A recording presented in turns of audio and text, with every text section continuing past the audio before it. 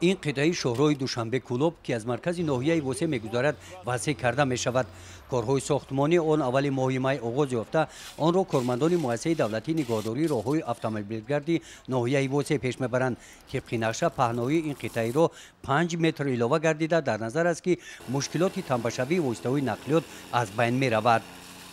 با مقصد کم شدن تنبشوی رو در کیلومتری 169 روی بین المللی کلوب فروغ کلما ما تصمیم گرفتیم که با دستگیری مقامات جای حکومت دولتی وزارت نقلیات می‌چینیم مقامات‌های حفظ حقوق ناحیه رو در حجم 5 متر پهن کنیم تا اینکه تنبشوی در همین راه برطرف کرده شود.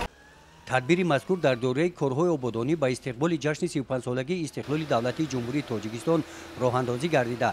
در قطار دیگر تشکیلات و کارخانه‌های حدود ناحیه کارمندان مؤسسه دولتی نگهداری راههای اتومبیلگرد در سمت تعمیر و ازنب‌سازی راههای اهمیت محلی داشته و برقرارسازی پل‌های در حالت ویرانه قرار داشته در همبستگی با شخصان سخاوتمند سهم ارزنده گذاشته ایستادند.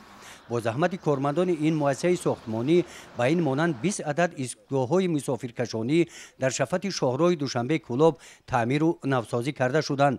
در دهه شاهبیکه باشد پلی که در حالت صدموی قرار داشت برقرار گردیده انشاءات مذکور زمانوی گردانیده شده برای واسطه‌های نقلیات و مسافران با شرایط‌های مساعد برای آمد و رفت ساکنان مهیا کرده شد که ساکنان از راهبریت مؤسسه اظهار مینتداری بیان کردند.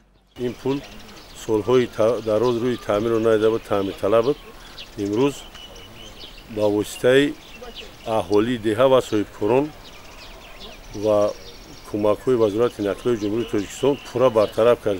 پل پهنایی 6 متر و درازی 100 متر رو در بر میگیرد. در دوره کارهای ساختمانی و آبادانی تعمیر بنا و انشاءات‌ها مخصوصاً بهتر نمودن وضع اپیدمیولوژی، تازه نمودن گرد و اطراف تشکیلات و اداره‌ها با اشتراک وسیع کارمندان طبق خبرنامه رئیس ولایت روزهای استراحتی هفته اکسیه‌های آبادانی گذرانیده شدند. این هفته کارمندان در شفت صحن حولی مؤسسه گل‌های آرایشی شنانیدند.